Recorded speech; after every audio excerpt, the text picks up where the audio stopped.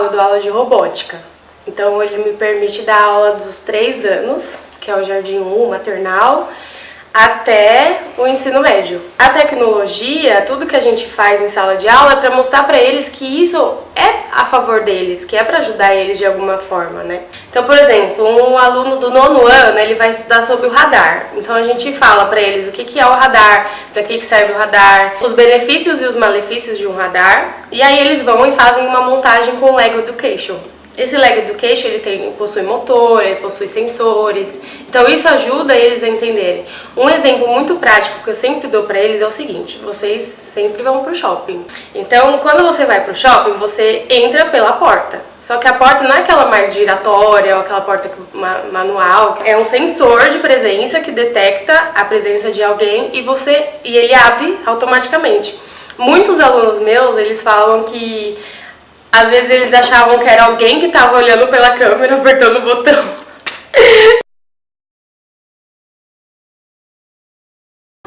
No primeiro dia de aula, eu sempre falo um pouco de mim para os meus alunos. E eu faço até um infográfico, né? E eu fico no meio, assim, coloco meu nome no meio. E aí eu tenho alguns temas específicos. Esses temas específicos é relacionado à minha carreira mesmo, né? O que eu ando fazendo da minha vida e por que eu parei na escola, na sala de aula. Falo também por que eu escolhi ser educadora tecnológica. A minha família e os meus amigos, que eu acredito que são tudo assim que me move, sabe, para eu ser o que eu sou hoje. E os meus sonhos. Em sala de aula você veste muito um personagem, sabe?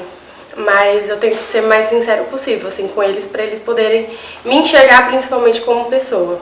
Foi bem engraçado, assim, porque eu não queria fazer pedagogia, meu sonho sempre foi ser psicóloga. Só que eu tava desempregada 1 ano e 4 meses. Aí minha mãe falou pra mim: Camila, eu tenho condições de pagar pra você a pedagogia.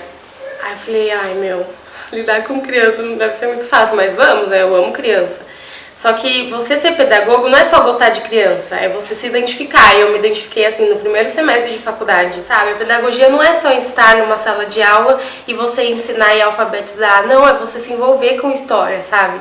Então a criança, por mais que ela tenha pouco tempo de vida, ela tem história, ela não é uma folha em branco. E você lidar com uma criança hoje é muito mais complexo do que você pensa, sabe? Então a pedagogia ela é uma faculdade barata, mas é algo muito além do que só uma faculdade, é lidar com vidas, né? Então eu me encantei por isso. Eu fui muito terrível, eu era uma aluna, né? Terrível, meu Deus. Gente, eu era muito bagunceira, eu gostava do fundão.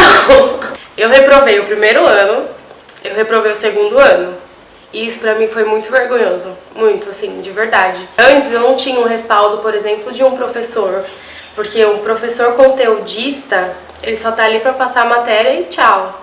Não, mas um professor que realmente tá ali por amor ao que faz é muito mais verdadeiro, sabe? Você começa a lidar. Eu tive uma professora, eu tava meio perdida, assim, eu tinha 16 anos, eu tava meio perdida no que eu ia fazer da minha vida e ela me ajudou muito, assim.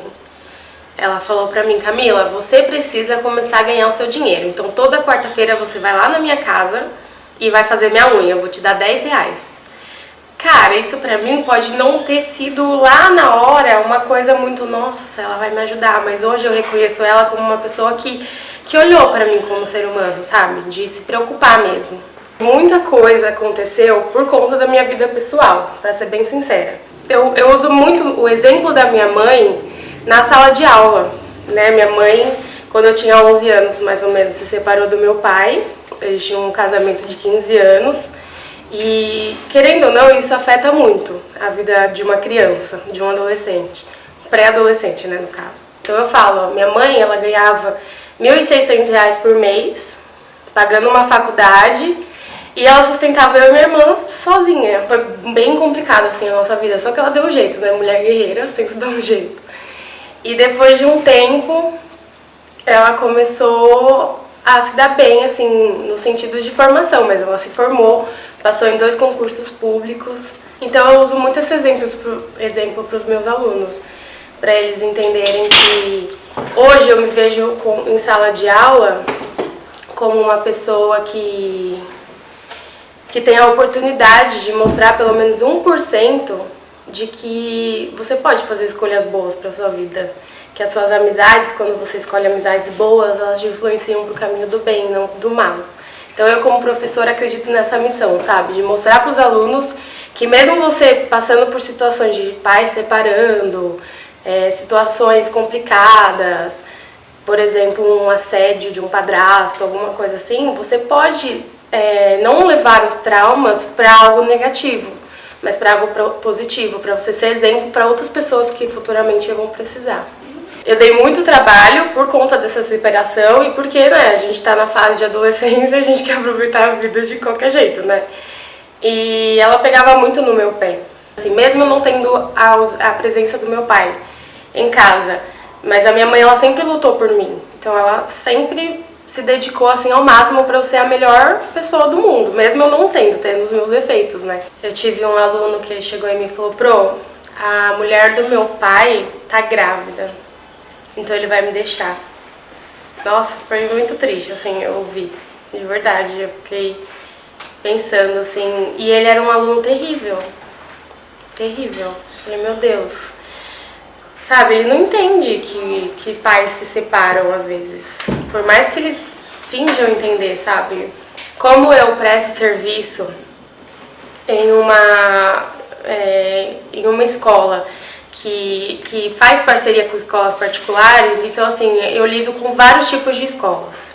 E pra ser bem sincera, quando você se torna professor, você tá ali no meio e você sabe o que é certo e o que é errado dentro de uma escola. Então assim, eu viso muito a cultura organizacional da escola. Então tem escolas que te dão super respaldo, te ajudam muito quando você tem dificuldade com o aluno, e tem outras escolas que não estão nem aí, estão ali pra ter alunos como clientes mesmo. Uma das coisas que eu já ouvi também é assim, meu pai paga o seu salário, então você tem que me servir, você tem que... Eu falo, não, aí eu peguei uma calculadora, somei o meu salário, né, dividi com o número de alunos que eu tenho, porque pra ser bem sincera, eu dou aula para mais de 300 alunos. Parece meio exagero, mas não é. E eu fiz uma soma e deu R$3. Eu falei pra ele, olha, seu pai não tá me pagando tão bem então, né, querido? Então vamos mudar isso daí. Então, assim, é mais pra mostrar pro aluno mesmo que, assim, não é só ele no mundo, entendeu? Então ele precisa ter um pouco mais de humildade. E não importa o que você seja hoje, no momento atual, mas lá daqui 10 anos você não se imagina, você não sabe como vai ser amanhã. Você tem que crescer e você tem que amadurecer, porque as fases passam. Então tem que correr atrás dos seus sonhos, dos seus objetivos. E se você tem uma boa base familiar, ter uma mãe, ter um pai presente, uma família que realmente te ame, as coisas simplesmente funcionam. Se eu me perguntar, né, você é 100% feliz? 100% eu não sou, porque eu ainda não conquistei tudo que eu quero conquistar.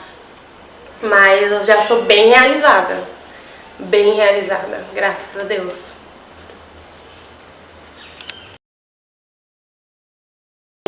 Por exemplo, foi bom.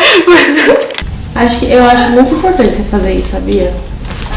Muito, nossa. Não assim porque eu tô nada, mas são muitas histórias de pessoas desconhecidas, né?